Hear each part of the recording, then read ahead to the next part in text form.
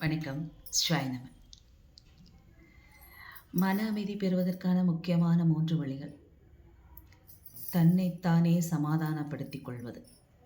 இவ்வளவு பெரிய பிரச்சனைகள் இருந்தாலும், இவ்வளோதானா, இதுவும் கடந்து போகும், இந்த பிரச்சனையை நம்மளால் சரி செய்ய முடியும் அப்படிங்கிற மனதிடம் முழுமையாக உங்களுக்கு இருக்கணும்.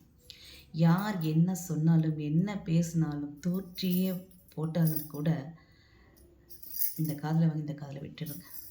ஏன்னு கேட்டால், ஒருவர் பேசுனா, மட்டம் தட்டுனா, அவமானப்படுத்தினா உங்களுடைய மனசு காயப்படணும் அவங்களுக்கு தெரியும். அதனால் மனசு வருத்தப்படுறது நீங்கள் தானே ஒழிய அவங்க கிடையாது. மற்றவர்களுடைய வார்த்தைகளுக்கு கொடுக்க வேண்டிய நேரத்தில் மதிப்பு கொடுத்தால் போதும், எல்லா இடத்திலும் கொடுக்க வேண்டிய அவசியம் கிடையாது. மன அமைதி பெறுவதற்கு நாமாக இருக்க வேண்டும். நம்மை சுற்றி இருக்கக்கூடிய தீய எண்ணங்களை எல்லாம் விலக்கி வைக்க வேண்டும். தியானம், தவம், யோகம் கண்டிப்பாக ஒருவர் மேற்கொண்டு வந்தாலே முழுமையான மன அமைதியை, மன நிம்மதியை பெற முடியும்.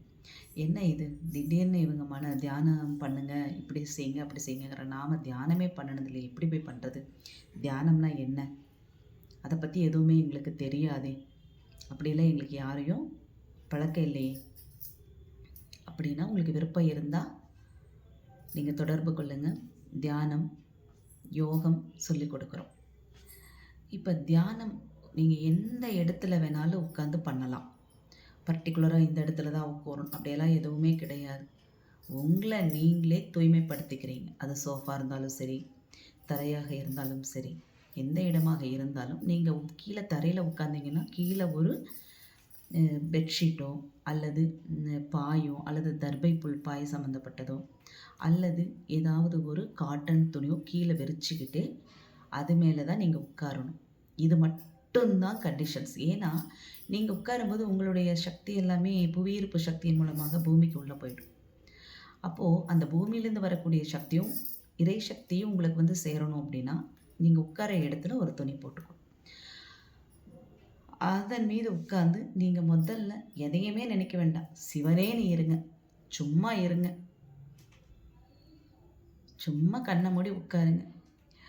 உட்காரும் பொழுது எப்போதுமே இப்படி வச்சு உட்காரக்கூடாது. எந்த இடத்துக்கு போனாலுமே சில பேர் பார்த்துருப்பீங்க, இப்படி வச்சு உட்காந்துருப்பாங்க.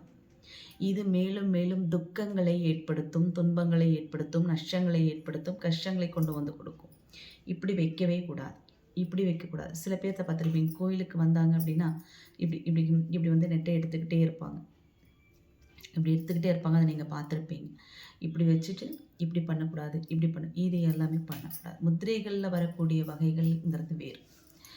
நீங்கள் தியானம் பண்ணும் பொழுது எப்போதுமே கையை நாம் இறைவன்கிட்ட, இறை சக்திகிட்ட நமக்கு நம்மளுடைய ஆத்மாவை புனிதப்படுத்த, தூய்மைப்படுத்த, சுத்தப்படுத்த நாம் தியானம் மேற்கொள்கிறோம்.